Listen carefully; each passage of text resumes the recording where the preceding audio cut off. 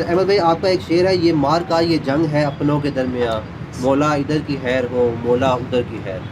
तो इससे पता लगता है कि वहाँ पे उस टाइम हालात कुछ ऐसे थे जिस टाइम आप शायरी कर रहे थे, इतने सख्त हालात में, और जो यहाँ पे हम न्यूज़ भी सुना करते थे, शायर जैसा जज्बा जो कि मोहब्बत का दर्स देता है, ये जज्बा आपके अंदर पैदा कैसे हुआ? जी बिल्कुल, जो शेर आपने कोट किया, जिसका हवाला दिया, ये मैंने ऐसे ही हालात के तनाजुर में लिखा था अच्छा। कि जो सूरत हाल थी वो यही थी कि हम एक दूसरे से दस्तो गिरबान थे। ऐसे ही। तो एक शायर ज़ाहिर है वो एक मोहब्बत का दाई होता है, वो ऐसे। कत्ल गारत और तशद्दुद का हामी कभी नहीं होता। तो ये शायरों की तारीख़ रही है, शायरी की ख़ुद तारीख़ रही है। सही। तो वहाँ पर ऐसे ही हालात थे, तो मैंने ये शेर उसमें कहा था, जो कि मेरा दिल का एक इज़हार था, मेरे जज्बात यही थे कि इधर की भी खैर हो उधर की भी खैर हो, कोई ऐसा रास्ता निकले कि हम खैर के रास्ते पे चलें, हम सुलह के रास्ते पे चलें, हम कोई ऐसे रास्ते पे चले जिसमें अमन हो, शांति हो, तहज़ीब हो, शाइस्तगी हो, हुस्न हो।